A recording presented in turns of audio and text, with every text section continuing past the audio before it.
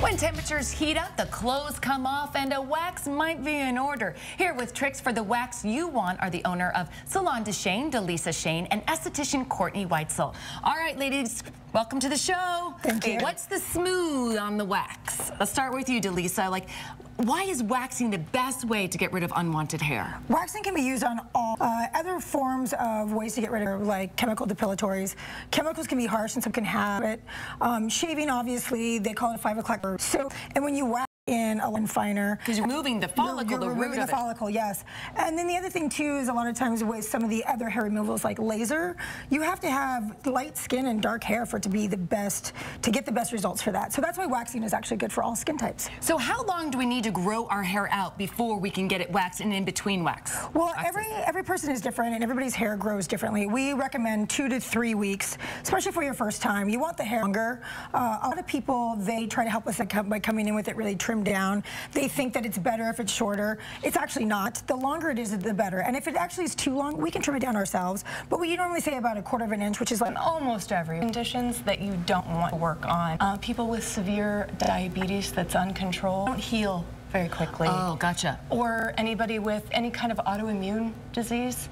They also don't. Probably not a good candidate for waxing. Not a good candidate for waxing. So before we go and see you to get our wax and after, there's some things we can do to kind of prep our skin. What do we need to know? Exactly. Well, we all know that especially because we live here in the desert, we get a buildup of dead skin.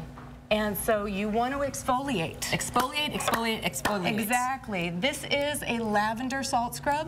The lavender is very calming and nourishing to the skin, but the salt actually helps to draw out toxins. And so we should do this before we wax. Yes. And then after we see you, what do we need to know?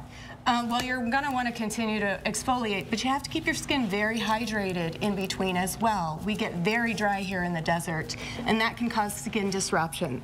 So you really want to keep hydrated in your nether regions. Okay.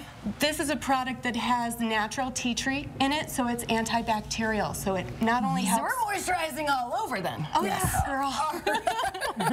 Yes, ma'am. So, Delisa, do people get their entire bodies waxed? Absolutely. And gosh, how painful is that? Well, here's the thing. We do a speed waxing technique at Salon de Shayn, and with that, which I'm not going to give the secret away exactly, but I am the one that does all of the full male body waxing, and I can do a male who's 6'4" in 2 hours.